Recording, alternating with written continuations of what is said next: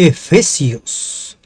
¿Cómo seguir a Jesús en tiempos difíciles? La lección de esta semana se centra en cómo Pablo enseña a los efesios y a nosotros a agradecer por lo que tienen, no las bendiciones que creemos que son importantes, sino las verdaderas bendiciones que la humanidad necesita tan desesperadamente. Buen día. Con la bendición de Dios, estamos ingresando al estudio de la segunda lección del tercer trimestre del año 2023. El gran plan cristocéntrico de Dios. ¿En qué consiste el gran plan cristocéntrico de Dios? ¿Cómo lo presenta Pablo en su carta a los Efesios? Durante estos días vamos a memorizar Efesios 1:3. Alabado sea Dios, Padre de nuestro Señor Jesucristo, que nos ha bendecido en las regiones celestiales con toda bendición espiritual en Cristo. Alabado sea Dios, Padre de nuestro Señor Jesucristo, que nos ha bendecido en las regiones celestiales con toda bendición espiritual en Cristo. En Cristo. Esta frase se repite muchas veces. En Cristo. Nosotros somos salvos en Cristo. Nosotros somos bendecidos en Cristo. Nuestras oraciones las hemos de elevar en el nombre de Cristo. Cristo. En eso consiste el gran plan cristocéntrico de Dios. Pablo comienza su carta hablándonos de Cristo. Efesios 1, 3 al 14. Hablándonos de Cristo. En Cristo Dios nos escogió y nos aceptó. En Cristo hemos sido perdonados y redimidos. En Cristo recibimos el plan supremo de la salvación de Dios.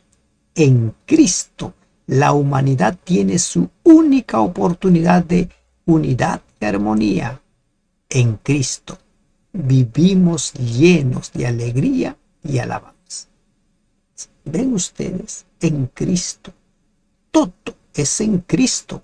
Gracias a Cristo recibimos el sello de Dios y un anticipo de la salvación eterna. Gracias a Cristo podemos recibir la presencia y los dones del Espíritu Santo. En Cristo. Cristo es el centro de las Escrituras. Cristo es el centro del plan de salvación, porque Él es el Cordero de Dios que murió en nuestro lugar. En Cristo. ¿Cuáles son las bendiciones que hemos recibido? A propósito, el objetivo del estudio de esta lección es entender cómo Pablo enseña a adorar y alabar a Dios por las verdaderas bendiciones recibidas de parte de nuestro Señor. ¿Cómo nosotros alabamos y adoramos por esas bendiciones? ¿Y cuáles son esas bendiciones que hemos recibido de Dios? ¿Cuáles son? Miren, la primera bendición que hemos recibido de Dios es que hemos sido elegidos y aceptados en Cristo. Elegidos y aceptados en Cristo. Pero ¿cuáles son esas bendiciones, regalos o dones que Dios da? Mira. Capítulo 1, versículo 4. Somos santos y sin mancha. Somos adoptados como sus hijos. Versículo 6 del capítulo 1. Y nos hace aceptos en el amado. 1, 4. Cuando nosotros leemos el versículo 4 del capítulo 1, dice, según nos escogió en él antes de la fundación del mundo, para que fuésemos santos y sin mancha delante de Él. Antes de la creación del mundo nos escogió. Cuando Dios decide crear al ser humano, lo creó para que viva eternamente. Ese ha sido siempre el propósito de Dios. Bendito sea el Dios y Padre de nuestro Señor Jesucristo, que nos bendijo con toda bendición espiritual en los lugares celestiales en Cristo. Esta es una referencia al lugar donde Cristo está sentado a la diestra de Dios, como dice el versículo 20, la cual operó en Cristo resucitándole de los muertos y sentándole a su diestra en los lugares celestiales, en el cielo. Y una referencia al plano espiritual donde se mueven los ángeles, tanto buenos como malos. A ellos se refiere el término los lugares celestiales. Para Dios ya estamos sentados ante Él junto a Jesús en los lugares celestiales. Dios ya lo da por hecho. Versículo 6 del capítulo 2, y juntamente con Él nos resucitó. Y asimismo nos hizo sentar en los lugares celestiales con Cristo Jesús. ¿Por qué? ¿Por qué Dios ya da por hecho que somos salvos? Porque Él ya pagó nuestra deuda. Porque Él ya murió en nuestro lugar. Porque Él ha allanado el camino para nuestra salvación. Así como el mar rojo se abrió para que Israel lo cruzara con dirección a la Canaán terrenal, Cristo con su muerte abrió el camino para que nosotros llegáramos a la Canaán celestial. Por eso Dios ya lo da como un hecho nuestra salvación. El único problema es que tú y yo querramos ser salvos.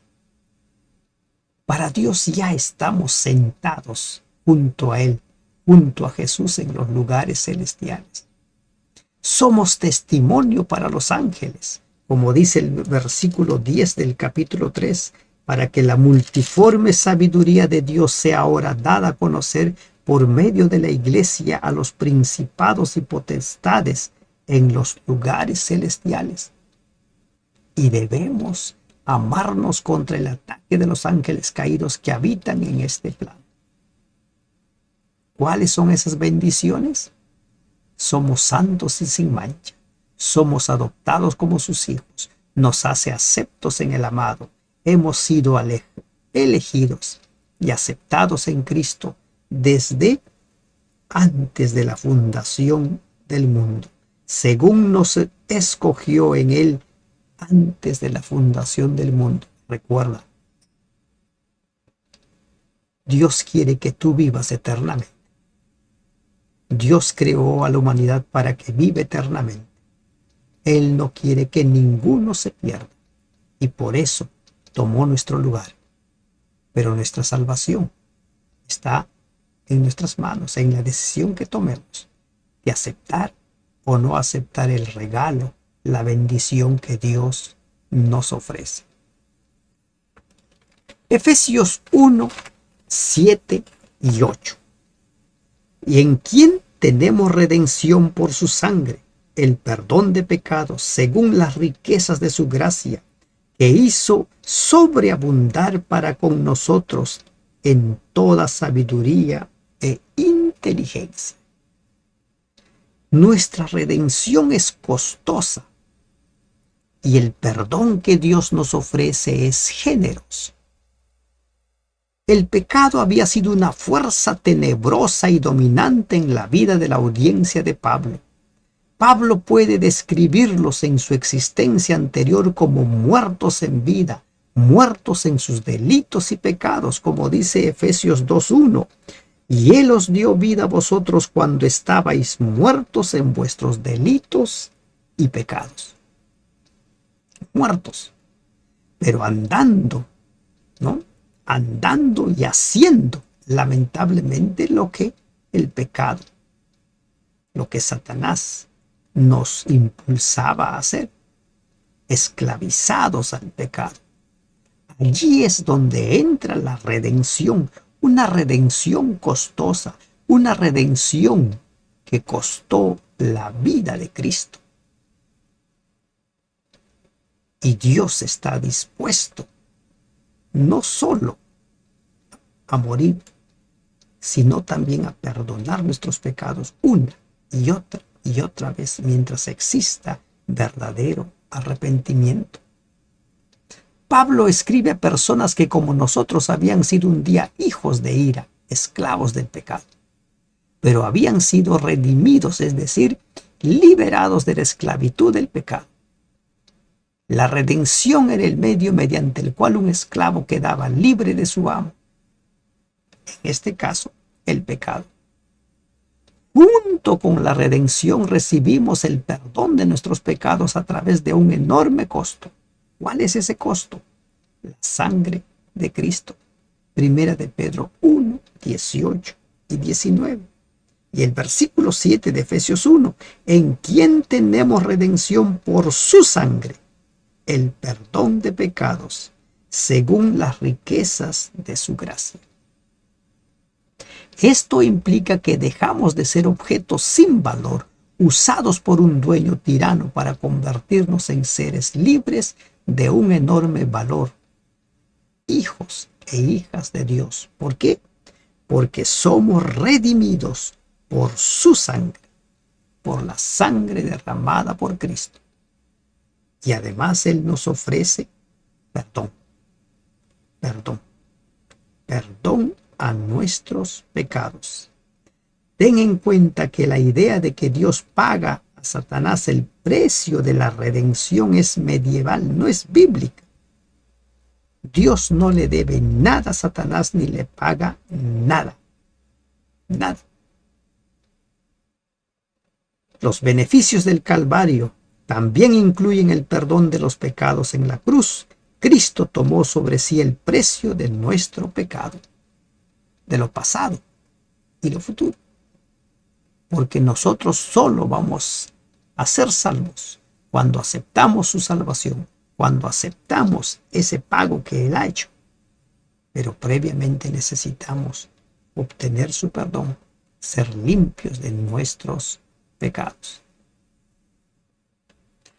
Efesios 1, 9 y 10, los versículos que hemos estudiado en la semana anterior, dándonos a conocer el misterio de su voluntad según su beneplácito, el cual se había propuesto en sí mismo de reunir todas las cosas en Cristo en la dispensación del cumplimiento de los tiempos, así las que están en los cielos como las que están en la tierra.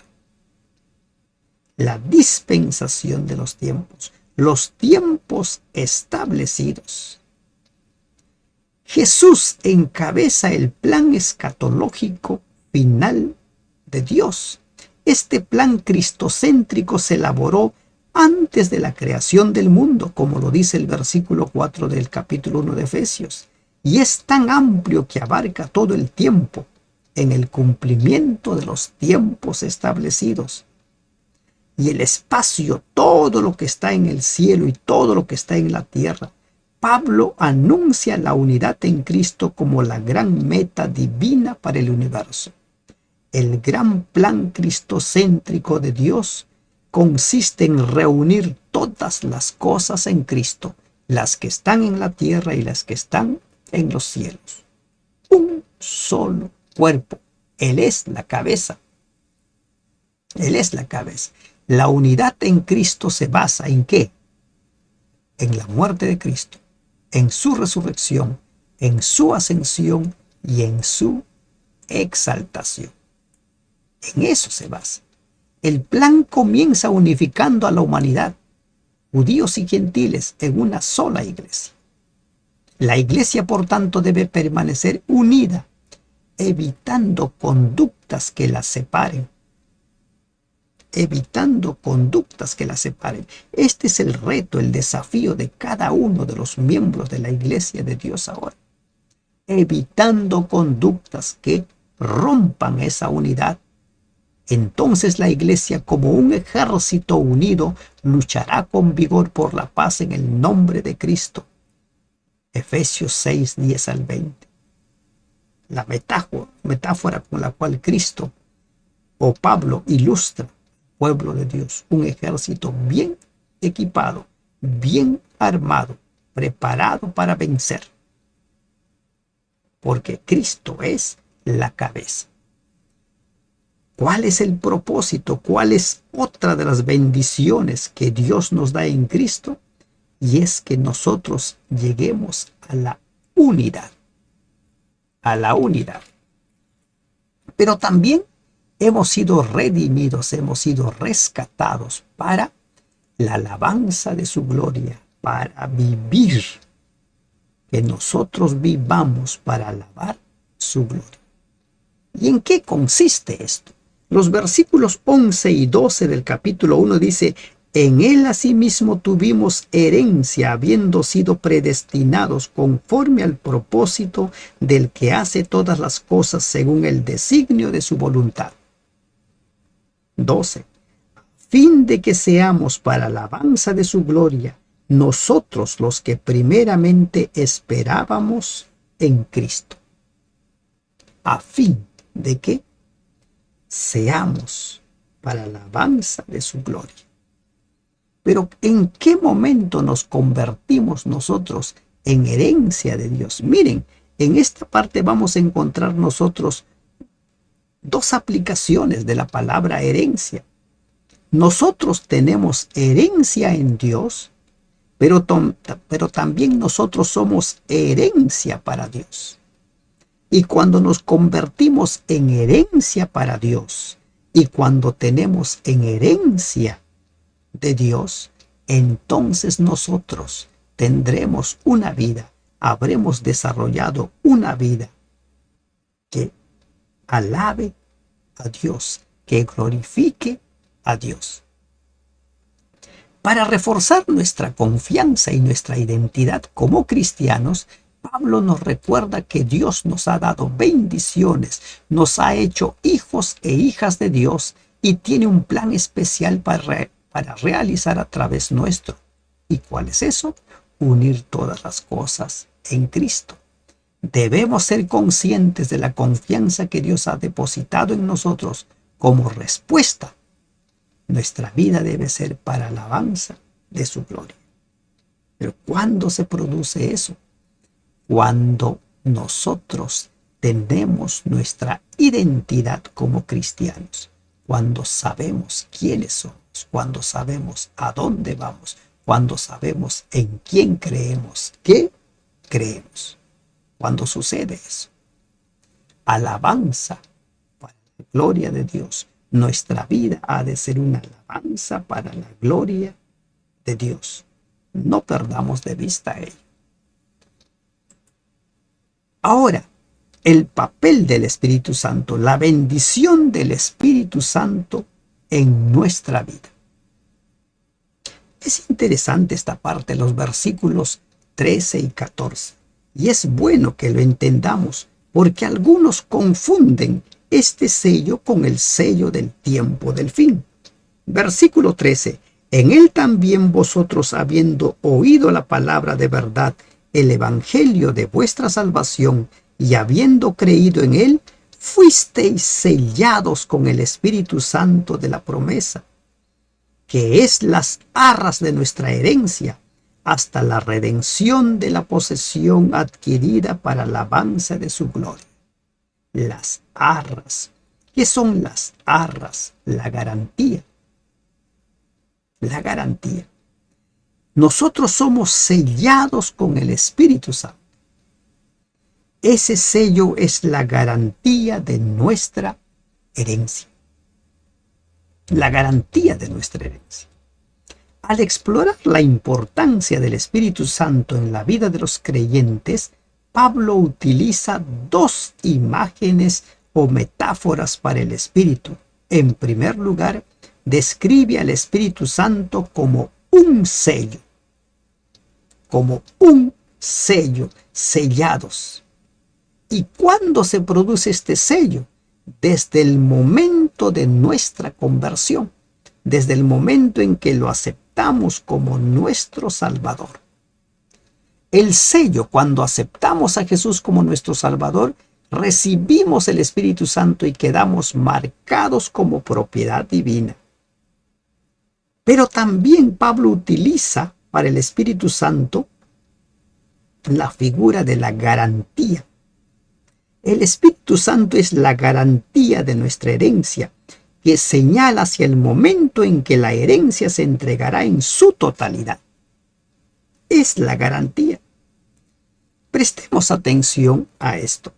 La palabra que se traduce como garantía, ¿no? Arrabón, era un préstamo hebreo que se usaba ampliamente en el griego común o koiné de los tiempos del Nuevo Testamento para indicar qué cosa, una primera cuota.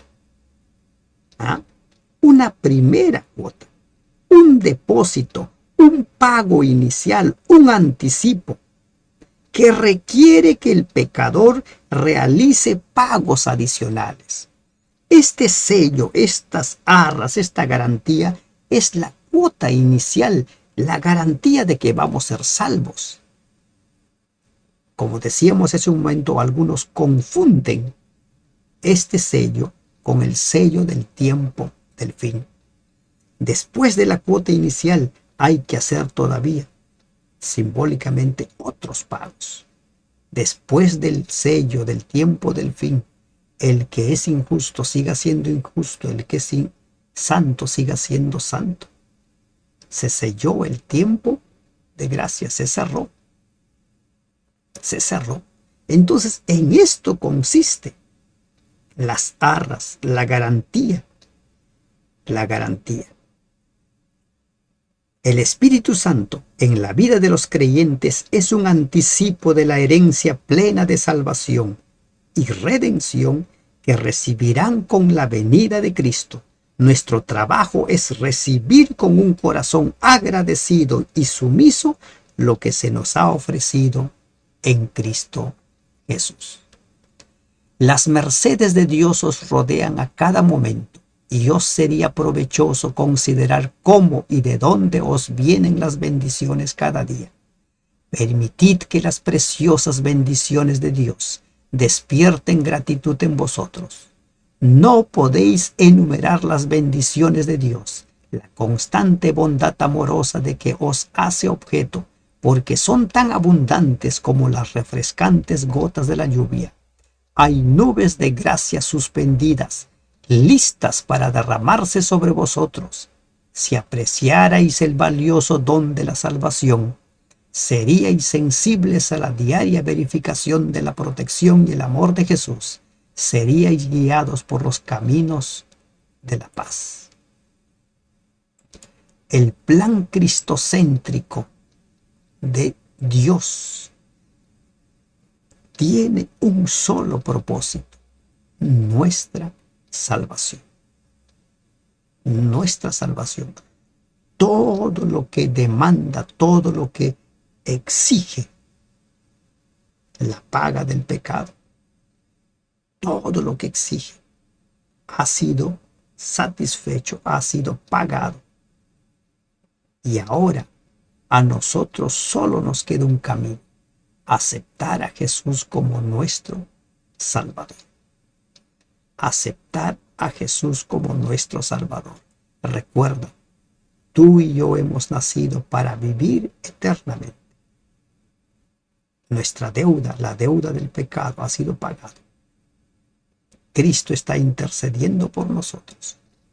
La parte que nos corresponde es que nosotros nos arrepintamos de nuestros pecados, porque Él está dispuesto, presto a perdonarnos. El plan cristocéntrico de Dios tiene un solo propósito: que tú y yo vivamos para siempre en las mansiones celestiales, con Cristo, con Dios, como los pastores, aquellos que morarán con su pueblo. ¿Quieres estar en ese lugar? Todo está pagado. Solo tú debes decidir aceptar a Jesús como tu Salvador. Que Dios te bendiga. Amén.